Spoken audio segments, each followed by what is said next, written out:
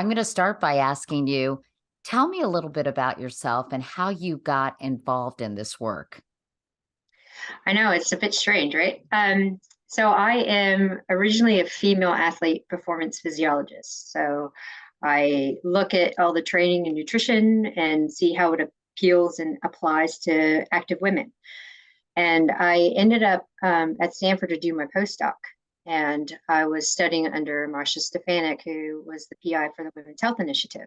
So I had one hand in human performance and one hand in the Women's Health Initiative and looking at all the data at the older postmenopausal women, and then started working with women who were going through the menopause transition, applying human performance concepts to it. So, like heat acclimation or cooling strategies, or looking at how we can improve sleep through adaptogens. So, it became part of my normal bubble. And then as I got out and realized that no one talks about menopause, and we have these recommendations that shouldn't be in place for women because it works against what their body's doing. So I started digging more and more and saying, okay, well, if we look at physiology and see how physiology is changing and how hormones are directly related to how all these changes are occurring, then we have to look at what kind of external stress can we apply to the body to create adaptations that these hormones used to do. And so that kind of snowballed into what I was doing. And we put one chapter in our first book, and it just went crazy because now all these people were like, hey, wait, what about me? I want more information. So that was kind of the driving force. After we started talking about periods, now we're starting menopause. Were you surprised that so little research has really been done in this arena, or were you not shocked at all? I'm going to have to say I wasn't shocked, really, because when we look at the history of medicine and history of research, it's always defaulted to the cis male. So when we start talking about menopause transition, we do see an uptick in research, but it's always in the sick woman because of the fact that you have all of these cardiovascular risk factors that occur after menopause, metabolic disorders, all these things that have put a drain on the public burden or the public health system. But it doesn't really translate to women who are active, who aren't falling into those categories, but wanting to improve their own lifestyle and body composition. And so the research just wasn't there.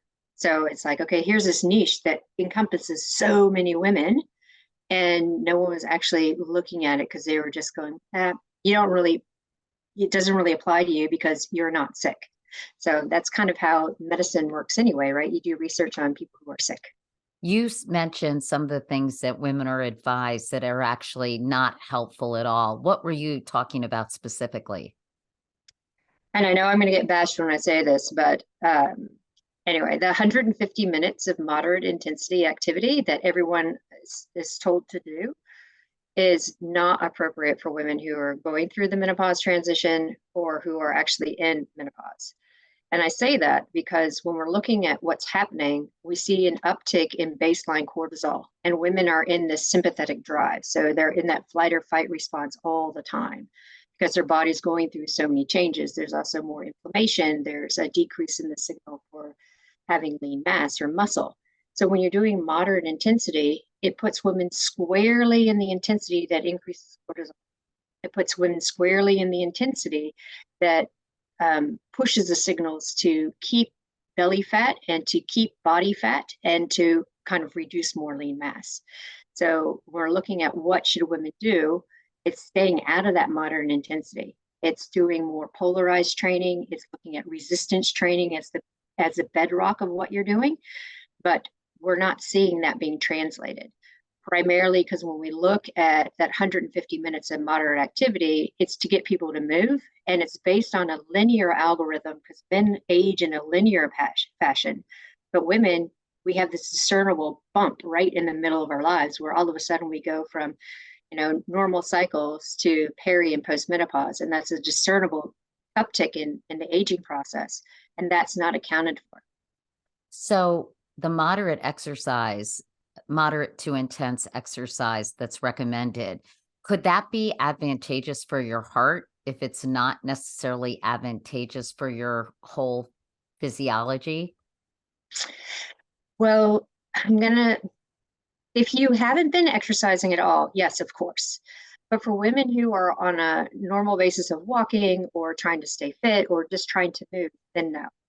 Because we see that in order to get cardiovascular changes, so we have better adaptations to our blood vessels, we have better blood pressure compliance, we need intensity. A PhD student of mine just finished wrapping up her entire PhD looking at this very thing, looking at interval training as a way of increasing cardiovascular health. And it is far superior for women who are in the menopause transition and early postmenopause to do intensity. We look at late postmenopause, so these are women who are 10 plus years after menopause. You have to have intensity, but more frequent doses because it's a dose response when we're looking at it. So that moderate intensity, if you haven't been doing any kind of exercise, yes, of course, move. But if you are already on a regular exercise program and you're trying to get fit, you have to put in that intensity to get those cardiovascular adaptations. What does that mean in simple terms as far as the kind of exercise you should be doing during perimenopause, menopause, and postmenopause? Yeah. So when we're looking at perimenopause, so this is the 4 to 5 years before that one point in time that we call menopause. This is where we see the biggest amount of body composition changes. And this is kind of the status quo. So when we're looking at trying to change that, we want to do what we call sprint interval training or high intensity interval training. So for example, sprint interval training would be you go for your walk, but instead of just I'm going to do a 4 mile or 5 mile walk. You go, okay, I'm going to warm up for 10 minutes and then I'm going to do 20-second surges.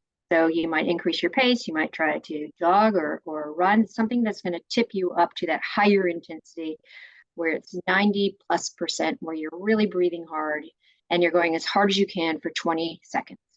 And then it's 2 minutes of recovery. So you completely recover and you do that 4 or 5 times and then you go home. That's it. If we're looking at high intensity interval training, this isn't the boot camps, it's not the F45, it's none of that kind of stuff that's making the rounds because that's all modern intensity.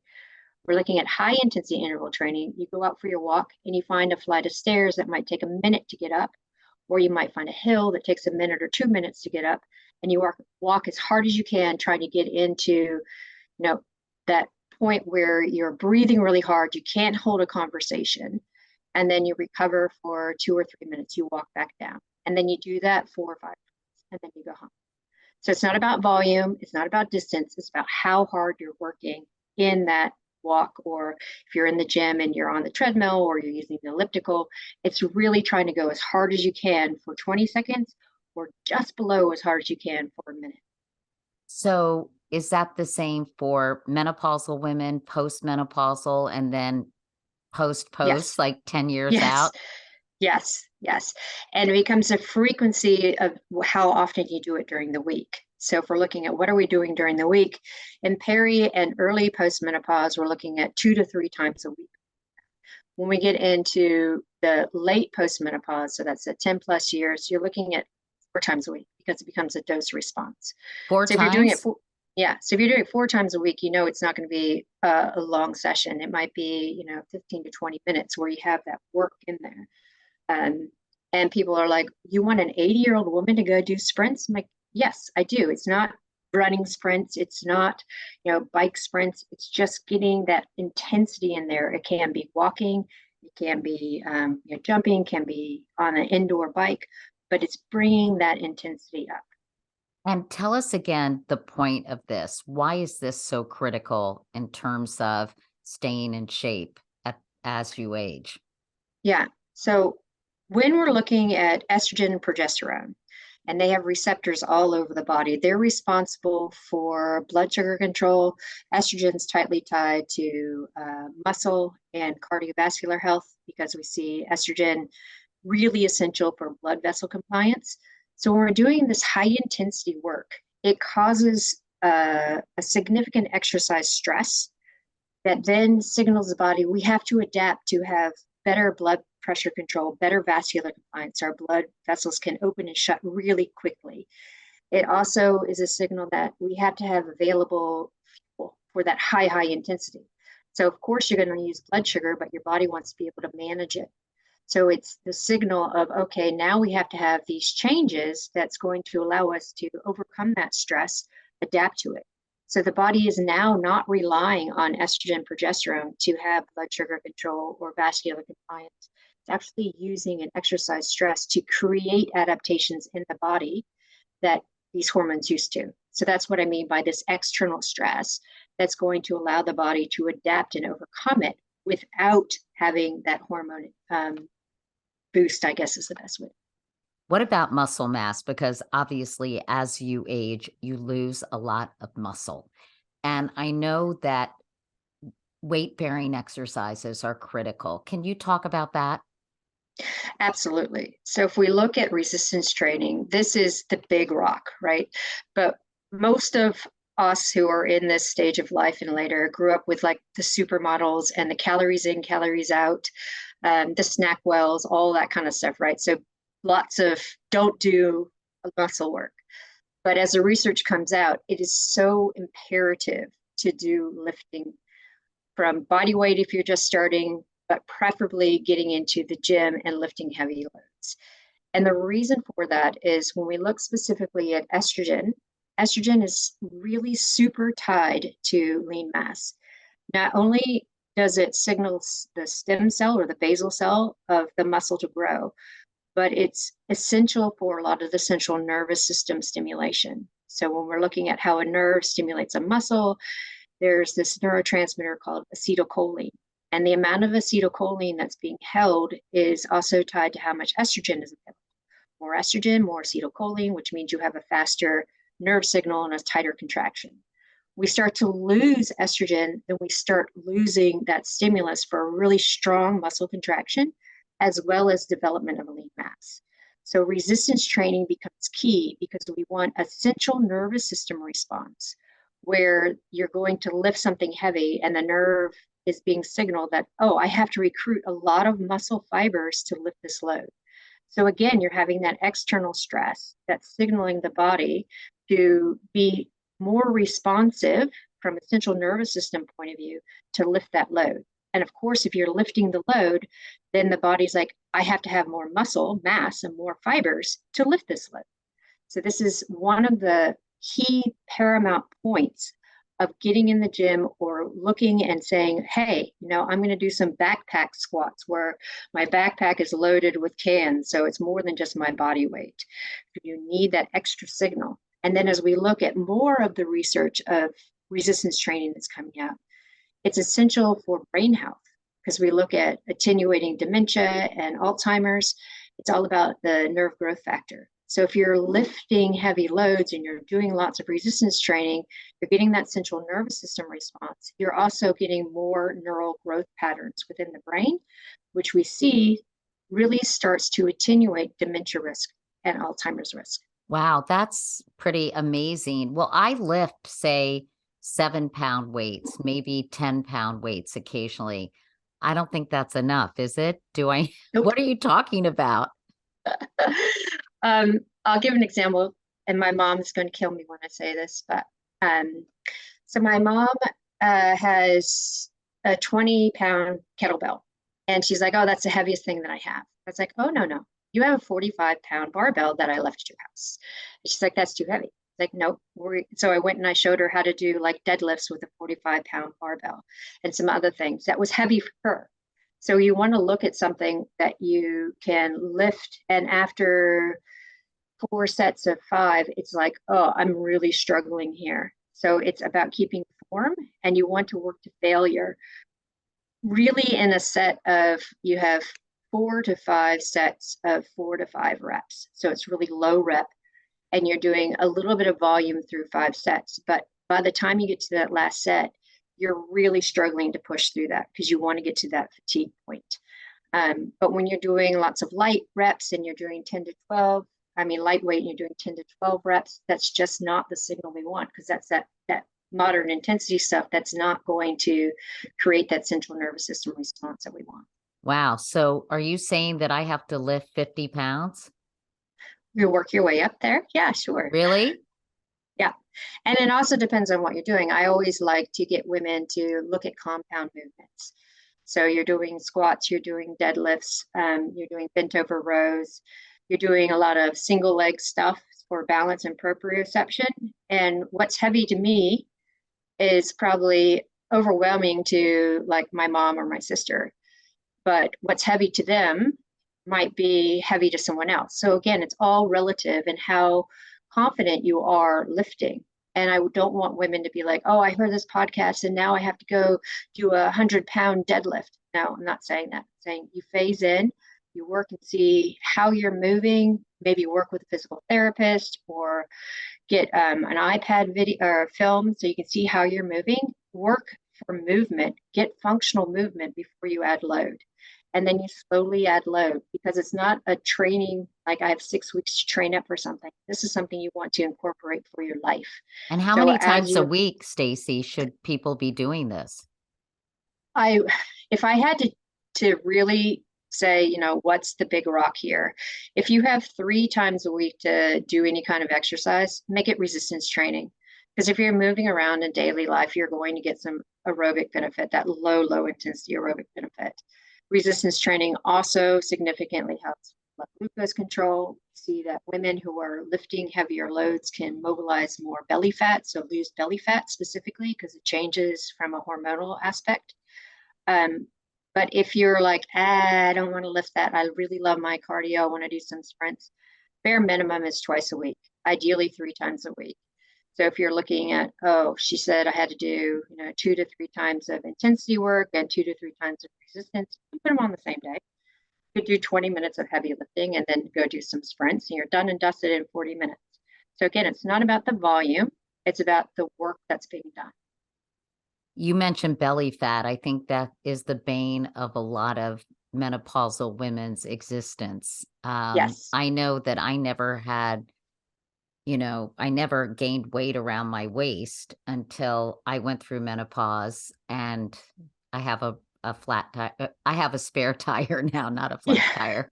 I have a spare I have a spare tire now that I never had before. So you think weights is the best way to get rid of belly fat? That's so surprising to me.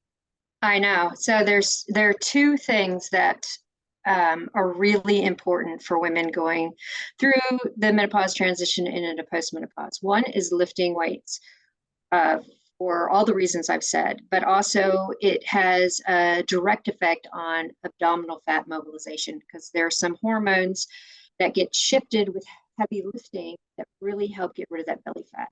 But the other is protein.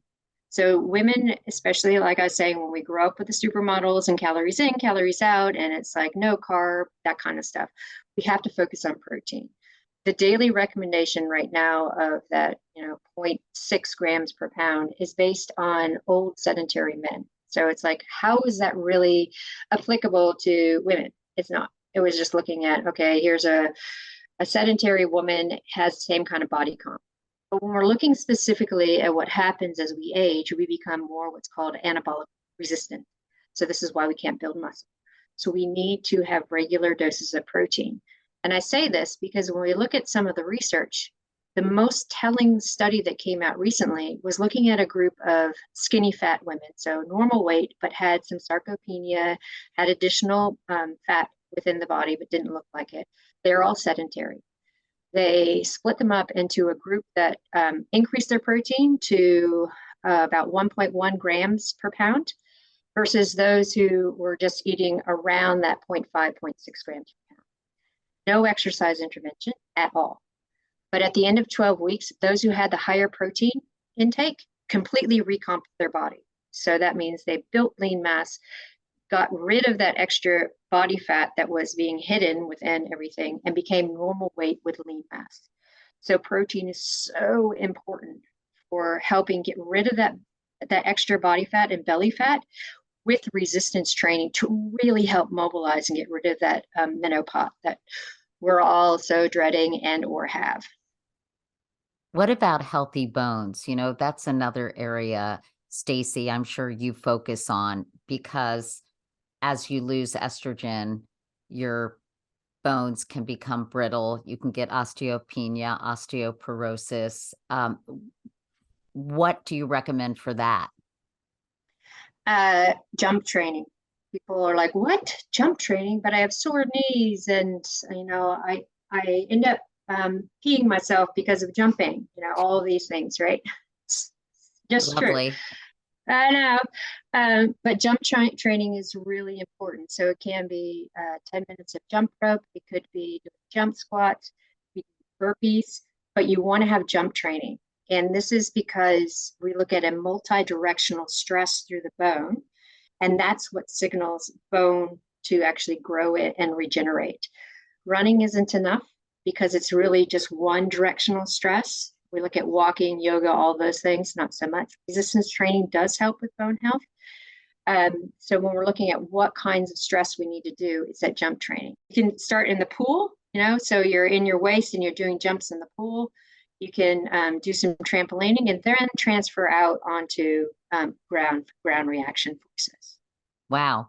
I'm learning so much. Tell us about your program, Menopause 2.0, because I was hoping you might move from New Zealand to New York City and become my trainer. Okay. So all this information, right, isn't out there. And so the online course that we have goes through the history of menopause, how we look at things like most of the Salem witches and the witch trial were women going through perimenopause. So we look at, the history and all the things that make menopause so taboo. And then we go through what is menopause hormone therapy? What are some of the alternatives? Who needs to use it? What does it do? And then specifically into training and nutrition and sleep and pelvic floor and all the things that aren't discussed. But what are we going to do? How are we going to implement this? So that whole course is really just trying to get the information out to women to understand that you don't have to go through perimenopause and into postmenopause feeling crazy and going to your doctor and not being heard, because there are things that you can do to empower yourself to get through this and know that it is normal, and you don't have to sit by and let it happen to you. You can actually take charge and be able to work with your body through these transitions and get stronger and more powerful as you do it. Why isn't this information more readily available?